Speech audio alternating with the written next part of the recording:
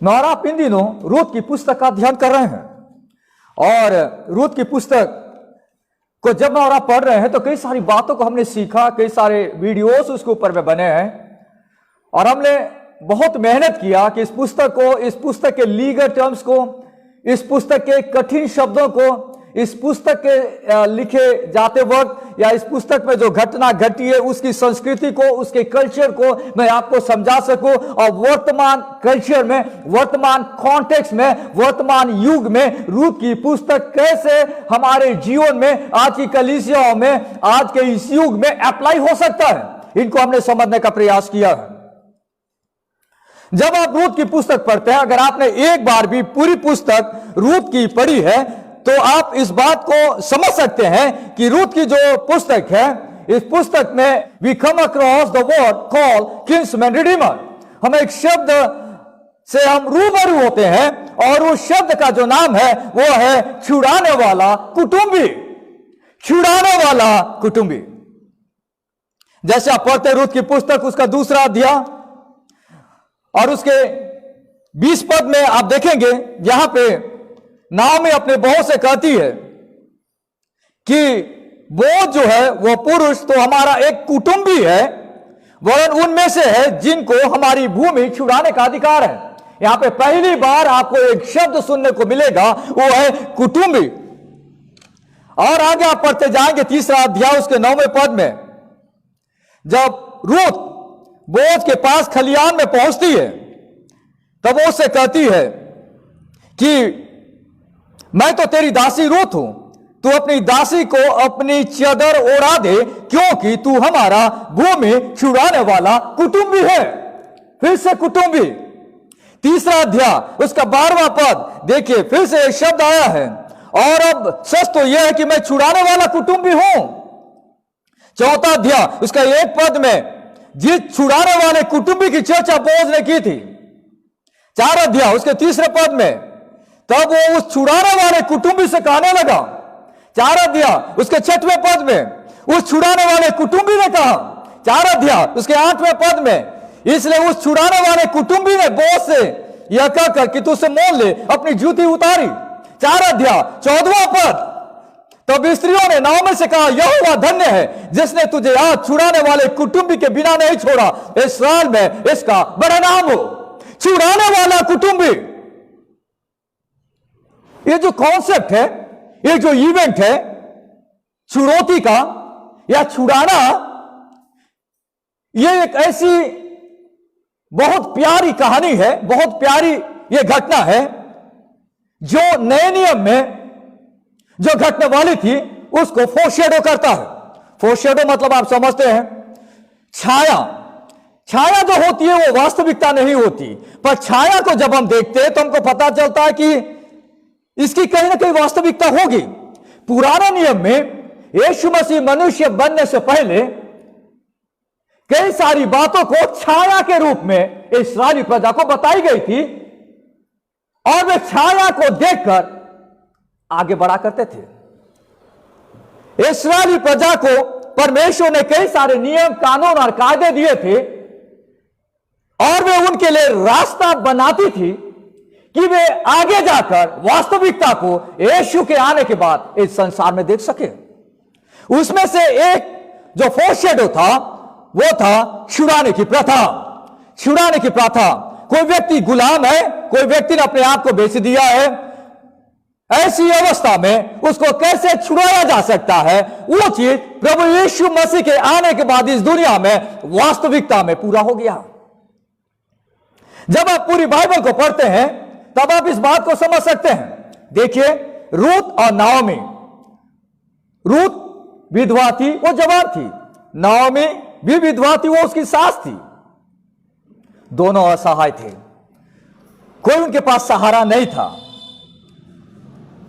एक थी अन्य जाति, रूत अन्य जाति की महिला थी, दूसरा नाओमी वो यहूदी थी। दोनों को बचाने वाला कोई नहीं था।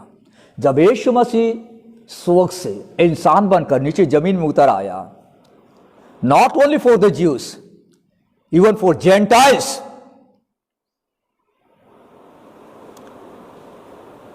Jesus gave his life.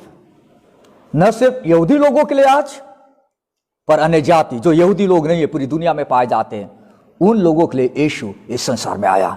इसलिए मैंने आपको कहा कि एक पिक्चर है, रूत की पुस्तक एक पिक्चर है। वो पिक्चर में जहां पे यहूदी और अन्य जाति के लोग बचाए जाएंगे, निकट कुटुंबी उन्हें बचा लेगा, वो वास्तविकता 1000 साल के बाद जब यीशु स्वर्ग से नीचे जमीन में उतर आया, तो उस घटना को हम पूरा होते हुए देखते हैं। इसलिए आज यहूदी और आज अन्य जाति दोनों लोग यीशु के नाम से बचाए जा रहे हैं।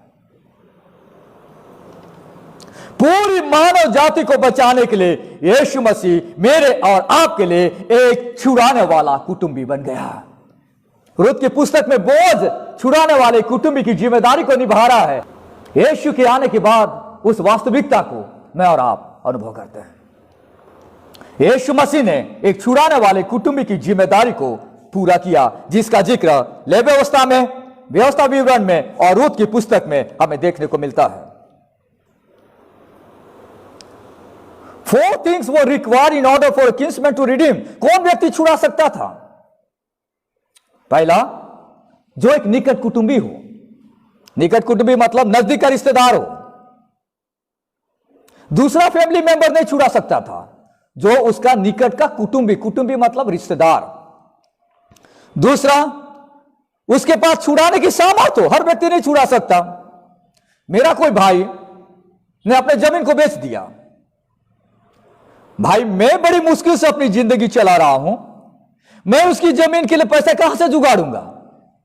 उसके पास सामर्थ चाहिए छुड़ाने की। यानी एक कुटुंबी की एक दूसरी जो क्वालिटी होनी चाहिए थी, वो उतना सामर्थ्य होना चाहिए, मतलब उसके पास इतना धन होना चाहिए कि उसका जो भाई अपनी जमीन को बेच दिया है, उस पैसे को वो दे सके सामने वाले को। यानी he must be able to redeem, छुड़ाने की सामर्थ उसके पास होनी चाहिए। अगर उसके पास पैसा नहीं है तो वो छुड़ौती का जो पैसा है सामने वाले को चुका नहीं पाएगा। तीसरी बात, कौन छुड़ा सकता था? जो छुड़ाने की इच्छा रखता था। कई सारे लोग के पास धन है, दौलत है, पर वो नहीं चाहता कि उसकी भाई की जमीन को छुड़ाने में मदद करें। इच्छा होनी चाहिए।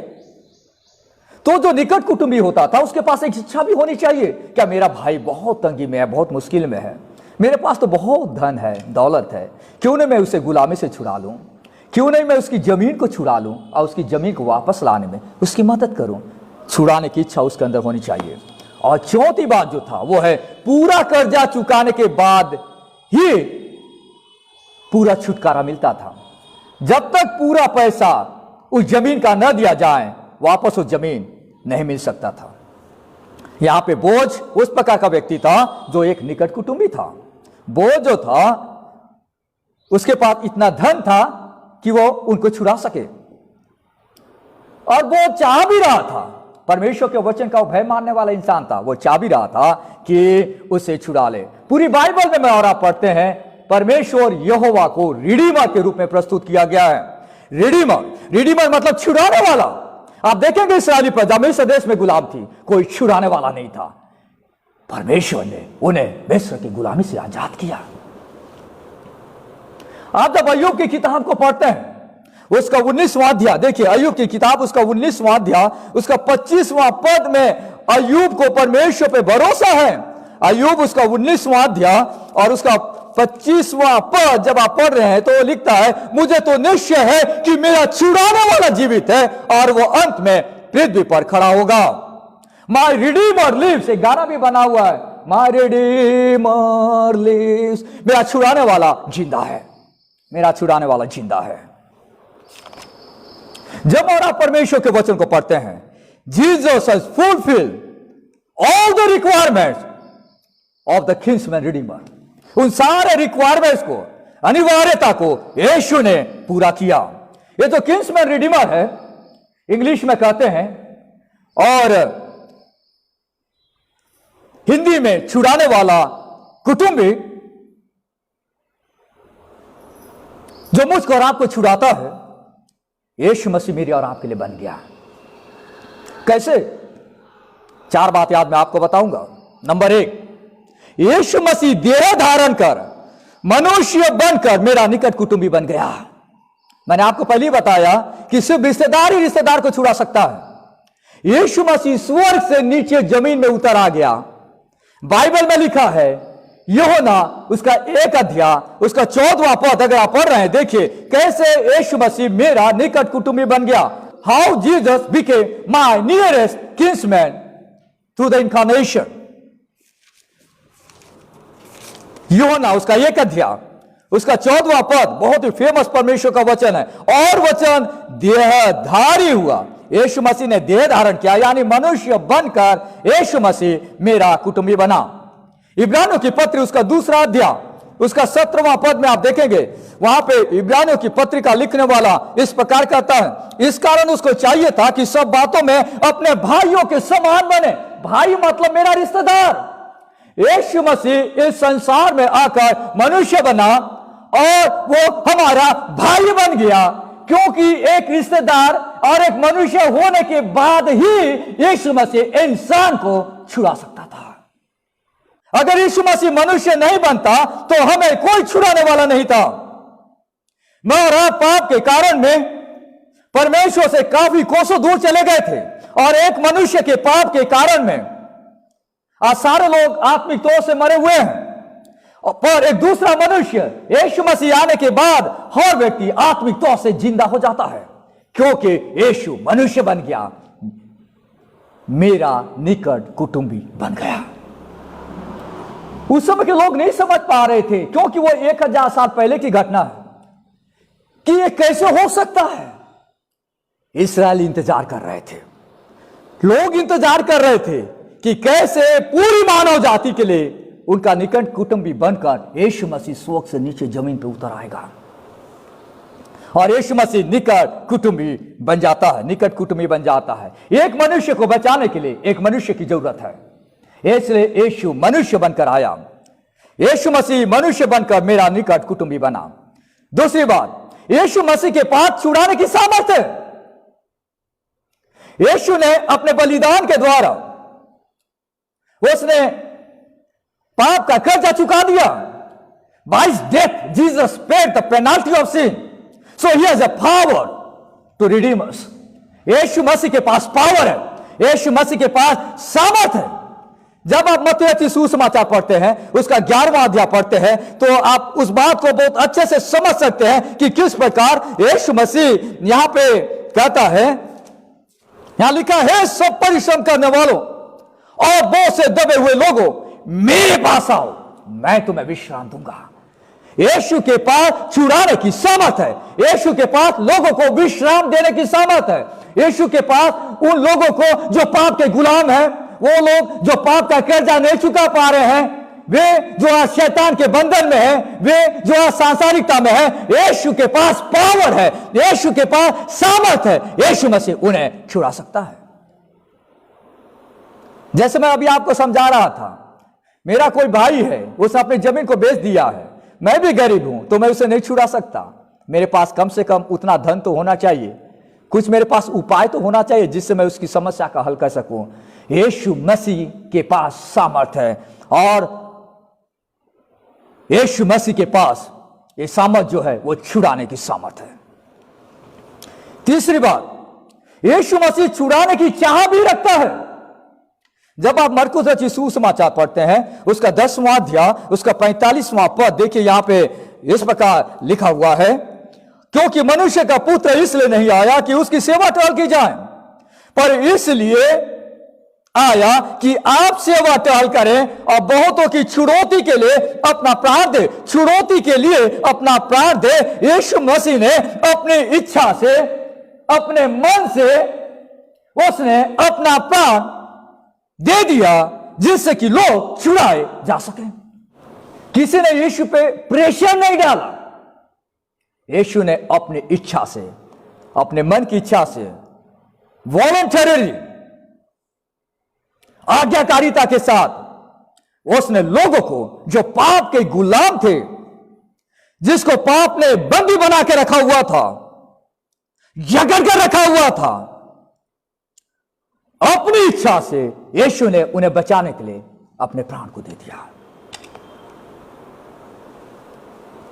इच्छा होना बहुत जरूरी है एक निकट कुटुंबी के लिए, जो अब हम देख रहे थे रूत की पुस्तक में। यीशु मसीह मेरे और आपके लिए निकट कुटुंबी बन गया, छुड़ाने वाला कुटुंबी यीशु मसीह बन गया और उसने अपनी इच्छा से यह काम किया है। एक और पाठ हम पढ़ेंगे, यूहन्ना रचित सुसमाचार उसका 10वां अध्याय उसका 17 से लेकर 18 पद तक देखिए। पिता इसलिए मुझसे प्रेम रखता है कि मैं अपना प्राण देता हूं कि उसे फिर ले लूं। कोई उसे मुझसे छीनता नहीं, वरन मैं उसे आप ही देता हूं। मुझे उसके देने का भी अधिकार है और उसे फिर लेने का भी अधिकार है। यीशु मसीह कहता है कि मैं अपनी इच्छा से प्राण दे सकता हूं, अपनी इच्छा से प्राण ले सकता हूं। यानी यीशु मसीह के पास छुड़ाने की चाहत है। उसी प्यार के कारण यीशु स्वर्ग से नीचे जमीन पे उतर आया और वो चाहा कि पूरी मानव जाति बच जाए, पूरी मानव जाति बच जाए। वो हमारा निकट कुटुंबी बन गया, मनुष्य बनकर। उसके पास छुड़ाने की सामर्थ्य है और वो छुड़ाने की चाह रखता है। और उसके बाद क्या हुआ? बहुत बड़ी बात, यीशु मसीह ने पूरा कर्जा चुका दिया। मैं अब पूरा पूरा छुड़ाया गया हूं। Jesus paid the price in full. I have received my redemption today. यीशु मसीह ने पाप का कर्जा चुका दिया। आज मैं पूरा पूरा छुड़ाया गया हूं। I am today completely redeemed. हर प्रभु पर विश्वास करने वाला व्यक्ति आज वो पूरी रीति से छुड़ाया गया है। तीतुस की पत्री उसका 2 अध्याय देखिए 14वां पद में, जिसने अपने आप को हमारे लिए दे दिया कि हमें हर प्रकार के अधर्म से छुड़ा ले और शुद्ध करके अपने लिए एक ऐसी जाति बना ले जो भले भले कामों में सरगर्म हो। हर प्रकार के अधर्म से छुड़ा ले, कंप्लीट रिडेम्पशन। हर प्रकार के अधर्म, सारा अधर्म से, सारे पाप की गुलामी से यीशु ने हमें छुड़ा दिया और पूरा पैसा पेमेंट कर दिया अपने आप को बलिदान कर। अगर कोई व्यक्ति ने अपनी जमीन को बेच दिया है और वो उसे वापस पाना चाहता है, आधा देकर वो जमीन का मालिक नहीं बन सकता। जब वो पूरा पैसा कर्जा चुका देता है तब उसके बाद वो जमीन उसकी हो जाती है और उसके बाद वो कहता है कि भैया तुम जाओ, अब उस जमीन को ले लो, मैंने उस जमीन को तुम्हारे लिए खरीद लिया है, पूरा पैसा दे दिया है, पूरा पैसा दे दिया है, थोड़ा बचा है नहीं, पूरा पैसा मैंने पेमेंट कर दिया है। तुम जाओ और तुरंत उस जमीन को अपने कब्जे में ले लो, क्योंकि लीगल तरीके से हमने उसका पूरा कर्जा चुका दिया है, तुम अपनी जमीन वापस ले सकते हो। मैं और आप पाप के गुलाम थे, मैं और आप शैतान के गुलाम थे। यीशु ने अपनी मृत्यु के द्वारा पूरा कर्जा उसने पे कर दिया और वहां से यीशु ने हमें खरीद कर, बाइबल में लिखा है यीशु ने खरीद कर हमें अपना बना लिया।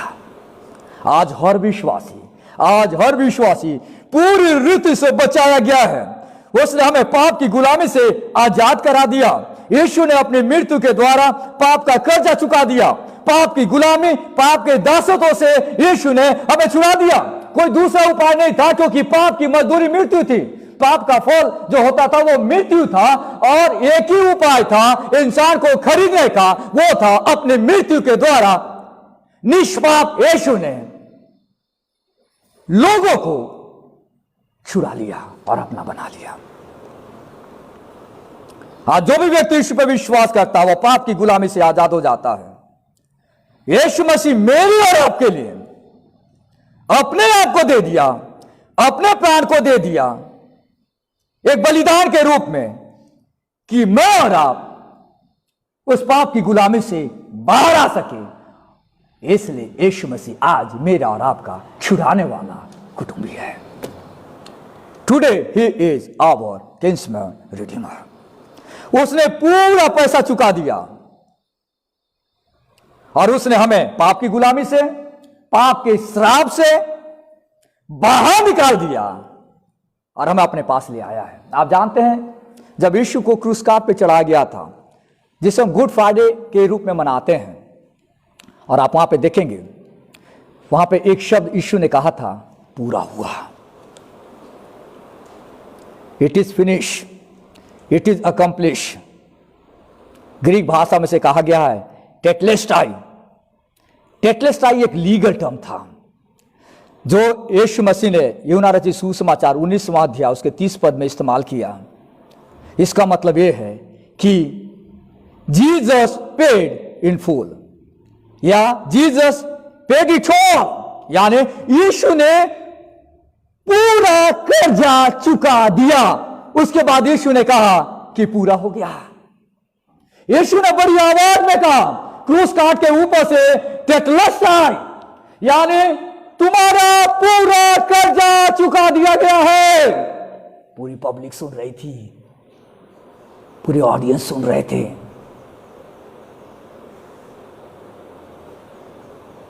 यीशु मसीह मेरी और आपके लिए निकट कुटुंबी बन गया, इस संसार में आया और उसने छुड़ा लिया, हमें पाप के कर्जा से छुड़ा लिया, हमें अपना बना लिया।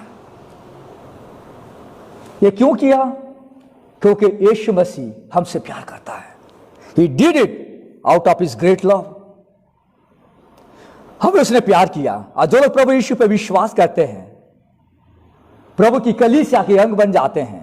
और बाइबल में प्रभु की कलीसिया को दुल्हन कहा गया है। आप देखेंगे जब बोझ ने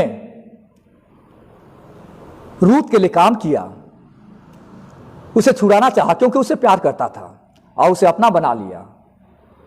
उसी प्रकार यीशु मसीह पूरे मानव समाज को बचाना चाह रहा था। आज जितने भी लोग उस उद्धार को एक्सेप्ट करते हैं वो कलीसिया प्रभु यीशु की दुल्हन बन जाती है।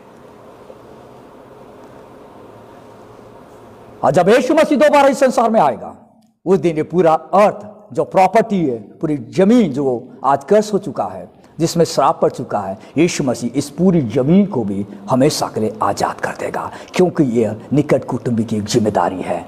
आज इंसान अपने पाप के कारण में इस जमीन को, इस अर्थ को एक प्रकार से आप कहें तो शैतान के हाथों में आज दे दिया है। आज शैतान रूल कर रहा है। जब यीशु मसीह दोबारा आएगा इस धरती पर, बाइबल में लिखा है कि परमेश्वर नए आकाश को और नई पृथ्वी को बनाएगा और ये पृथ्वी कंप्लीटली छुटकारा पा जाएगी।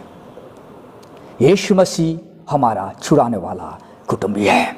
यीशु मसीह हमारा छुड़ाने वाला कुटुंबी है। मैं और आप कोई अपने आप को नहीं बचा सकते, पर जब हमारा विश्वास करते हैं, यीशु के चरणों में आते हैं और यीशु से कहते हैं कि प्रभु मैं और आप रूत और नाओमी के जैसे हैं, हम अपने आप को नहीं बचा सकते।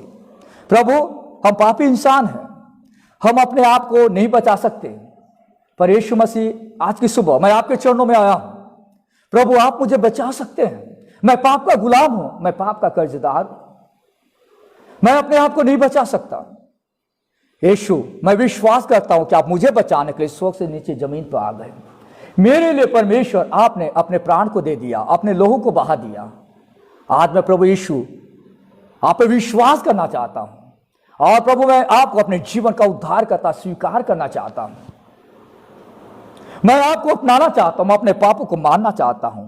वो व्यक्ति प्रभु यीशु पे विश्वास करता है। बाइबल के अनुसार रोमियो की पत्र उसका 10वां अध्याय उसका 13वां पद में इस प्रकार लिखा है, क्योंकि जो कोई प्रभु का नाम लेगा वह उद्धार पाएगा। जो कोई प्रभु का नाम लेगा वह उद्धार पाएगा। अगर आप में से कोई व्यक्ति अभी तक उद्धार को नहीं पाया है, मैं आपको बताना चाहता हूं दुनिया में एक नाम है, यीशु का नाम, जो हमारा आज निकट कुटुंबी है और उसके पास सारा पावर है और हमसे बेहद प्यार करता है और वो हमें बचाना चाहता है।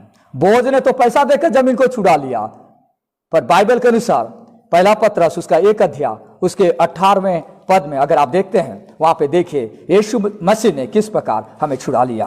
पहला पत्रस उसका 1 अध्याय उसका 18वां पद में इस प्रकार लिखा है, क्योंकि तुम जानते हो कि तुम्हारा निकम्मा चाल चलन जो बाप दादों से चला आता है, उसे तुम्हारा छुटकारा चांदी सोने और नासमान वस्तुओं के द्वारा नहीं हुआ, पर निर्दोष और निष्कलंक मेमने अर्थात मसीह के बहुमूल्य लहू के द्वारा तुम्हारा उद्धार हुआ है। यीशु ने अपने लहू से हमें बचा लिया। बहुमूल्य लहू के द्वारा परमेश्वर का धन्यवाद हो। यीशु मसीह मेरा और आपका निकट कुटुंबी है। हम परमेश्वर को धन्यवाद दे सकते हैं, प्रभु से कह सकते हैं, प्रभु मैं तेरा धन्यवाद करना चाहता हूं कि तू मेरा निकट कुटुंबी है। You are my kinsman redeemer. अगर कोई व्यक्ति आज तक छुड़ाया नहीं गया है तो परमेश्वर से प्रार्थना कर सकता है कि यीशु मसीह में वो बच जाए, छुड़ाया जाए और यीशु के साथ अनंत काल का रिश्ता बनाकर वो आगे बढ़ सके। आइए हम परमेश्वर से प्रार्थना करें। प्यारे परमेश्वर, हम धन्यवाद देना चाहते हैं। एक बड़े ट्रूथ को प्रभु आपने रूत की पुस्तक में प्रकट किया था। बोअज के एग्जाम्पल के द्वारा हम देखते हैं कि किस प्रकार उसने छुड़ाने वाले की जिम्मेदारी निभाई। यीशु मसीह, आप उसी लाइन में इस संसार में जन्म लिए और आपने अपने लहू के द्वारा हमें छुड़ा लिया।